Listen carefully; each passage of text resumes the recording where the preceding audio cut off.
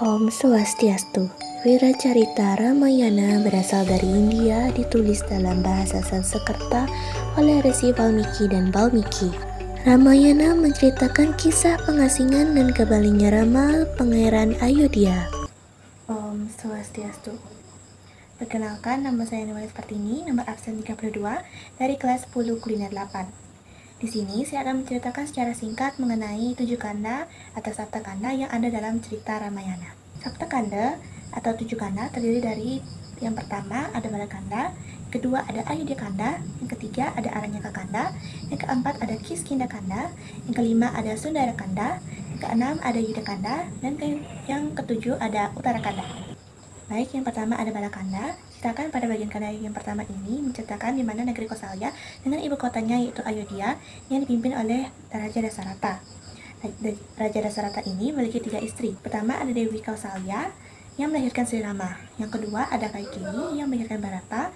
Dan yang ketiga ada Sumitra yang melahirkan Laksmana dan Satrugna.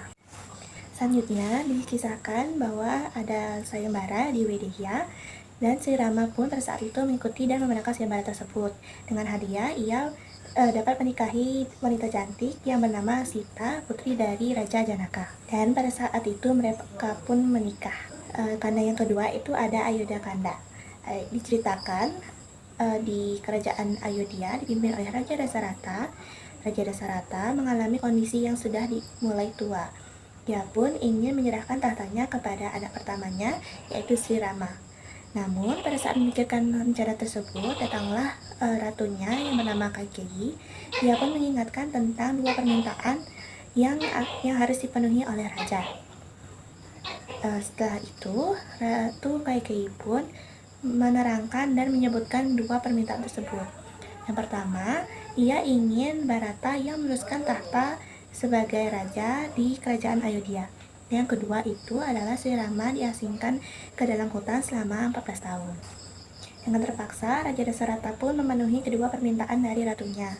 Dengan berat hati, Raja Dasarata pun meminta agar Sri Rama untuk meninggalkan dan mengasingkan diri ke hutan selama 14 tahun dan meminta Bharata untuk meneruskan tahta dari Raja Dasarata. Karena kesedihan yang dialami oleh Raja Dasarata, ia pun menghembuskan nafas terakhirnya.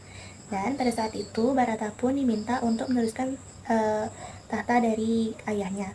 Selanjutnya, karena kesedihan sang raja, ia pun menghembuskan nafas terakhirnya. Dan pada saat itu Bharata pun diminta untuk meneruskan tahta dari ayahnya.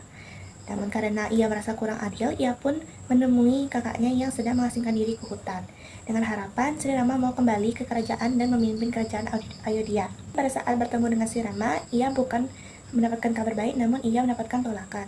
Dan karena hal tersebut, ia pun kembali ke kerajaannya dan memimpin kerajaan Ayodhya atas nama Sri Rama. Karena yang ketiga ada Aranyaka Kanda. Pada cerita ini dikisahkan bahwa Sri Rama selama mengasingkan diri di hutan, ia sering menolong para petapa dari serangan para raksasa. Suatu ketika Sri Rama pun bertemu dengan raksasa yang bernama Surpanaka. Karena kekhawatiran dari Laksmana, ia pun memotong telinga dan hidung dari Surpanaka. Hal tersebut diceritakan Surpanaka kepada kakaknya yang bernama Rawana. Surpanaka pun ceritakan tentang kecantikan dari Dewi Sita, yaitu istri dari Sri Rama. Mendengar cerita tersebut, Rawana pun tergoda dan tertarik untuk melihat dari kecantikan Dewi Sita. Karena terpenasaran dan ingin melihatnya, Rawana pun mendatangi kediaman dari Sri Rama dan Dewi Sinta. Pada saat itu, ia terpesona dengan kecantikan Dewi Sita dan memutuskan untuk ingin memilikinya.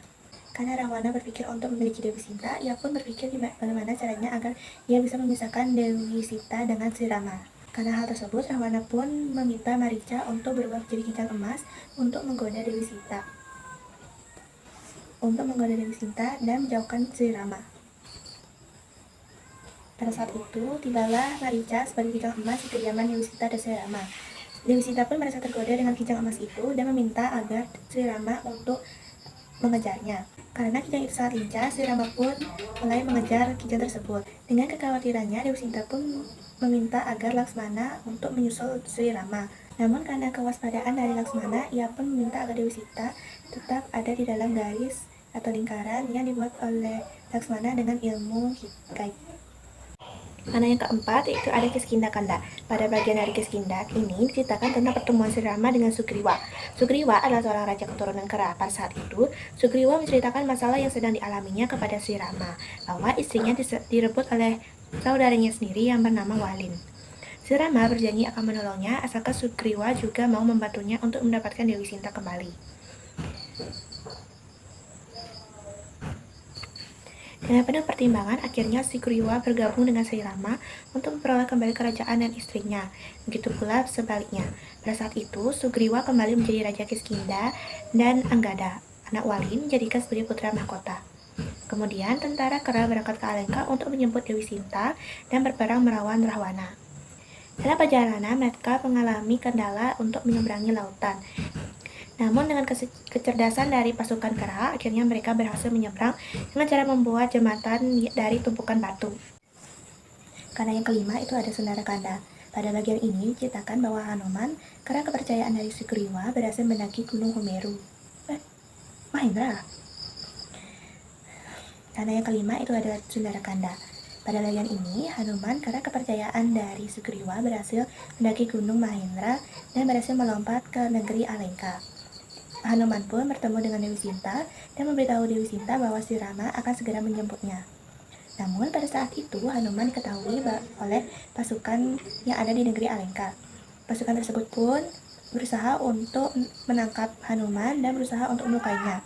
Namun karena doa dari Dewi Sinta, Hanuman pun selamat dan kembali kepada Sri Rama dan menceritakan semua yang terjadi.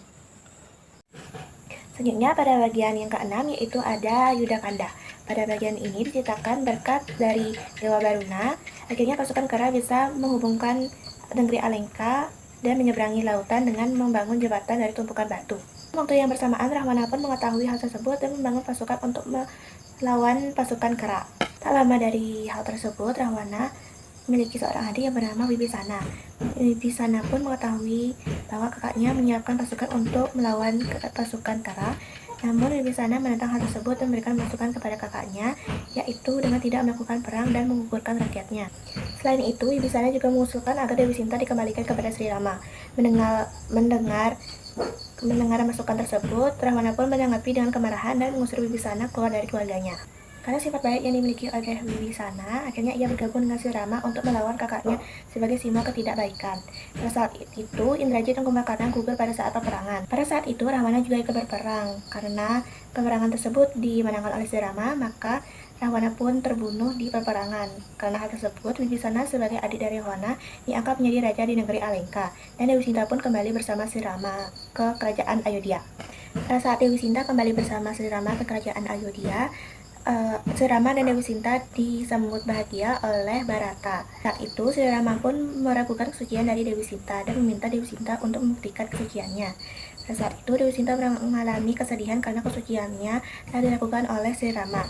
Pada saat itu, Dewi Sinta pun meminta kepada abdinya untuk menyiapkan api unggun dan rela menerjunkan dirinya ke api unggun tersebut. Karena hal tersebut, Dewa Agni pun menjelaskan kepada Sri Rama bahwa Dewi Sinta memang benar-benar masih suci. Hal tersebut dijelaskan oleh Sri Rama untuk meyakinkan rakyatnya bahwa ratunya memang benar masih suci. Dan mereka berdua pun kembali ke kerajaan Ayodhya dengan bahagia. Karena yang ketujuh yaitu Uttarakanda.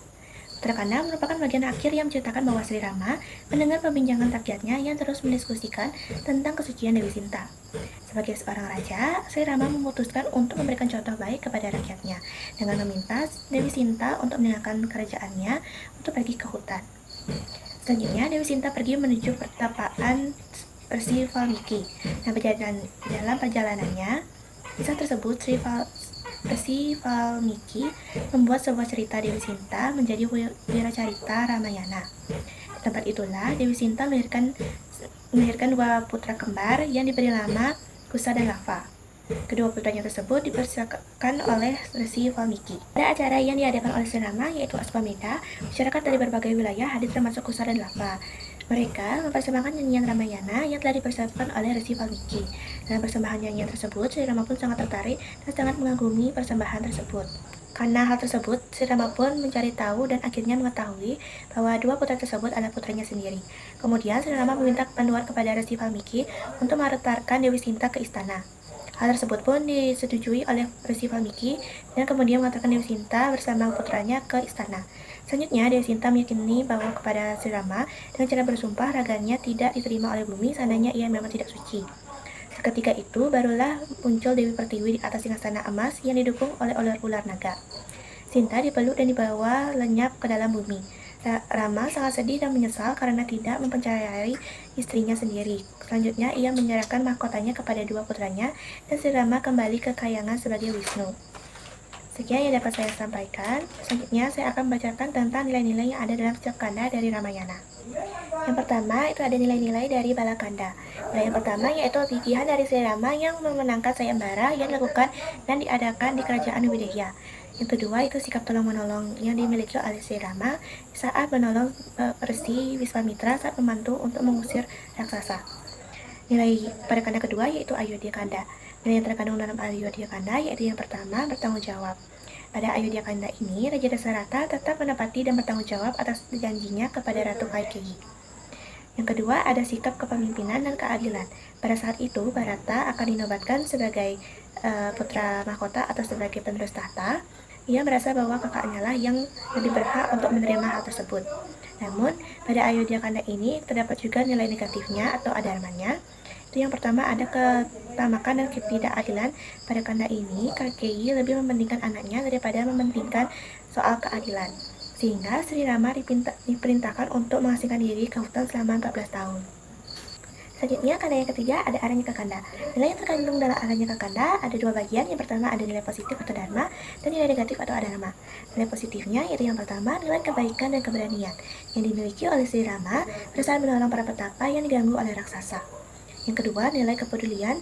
Pada kanda ini, Dewi Sinta sangat mengkhawatirkan Sri Rama saat mengejar kijang emas yang ia lihat. Begitu pula dengan Laksmana yang khawatir saat meninggalkan Dewi Sinta sendirian. Yang ketiga, ada nilai kebaikan atau ketulusan Jatayu yang membantu Dewi Sita agar tidak diculik oleh Rawana. Selanjutnya ada nilai positif atau adharmanya.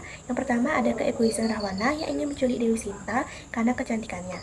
Yang kedua, itu kejahatan yang dilakukan oleh Surpanaka yang berhasil menghasut Rawana agar tergoda dengan kecantikan Dewi Sinta. Selanjutnya ada Kiskindha Kanda, merupakan bagian kanda yang keempat. Nilai yang terkandung pada Kiskindha Kanda yang pertama itu ada nilai keadilan yang disepakati oleh Sri Rama dengan Sugriwa untuk saling membantu satu sama lain. Kedua, itu ada nilai kerjasama dan kecerdasan pasukan kera untuk membangun jembatan untuk menghubungkan negeri Alengka. Ketiga, ada nilai kesetiaan Sri Rama kepada Dewi Sinta. Sri Rama akan melakukan apa saja untuk Dewi Sinta. Kanda yang kelima ada Sundara Kanda. Nilai yang terkandung dalam Sundara Kanda yaitu yang pertama, kerjasama antara Sri Rama dan pasukan kera dan Hanuman untuk mencari Dewi Sinta. Yang kedua, kejujuran Hanuman kepada Dewi Sinta dan Sri Rama. Yang ketiga, ada nilai religius, di mana saat Hanuman hampir dibunuh oleh pasukan Alengka, Dewi Sinta berdoa agar Hanuman tidak merasakan sakit dan tetap selamat. Kanda yang keenam itu ada Yuddha Kanda. Nilai-nilai yang terkandung dalam Yuddha Kanda yang pertama ada nilai kerjasama dan gotong royong yang dilakukan oleh pasukan kera untuk menghubungkan ke Alengka. Yang kedua ada nilai kepedulian Wibisana kepada rakyatnya.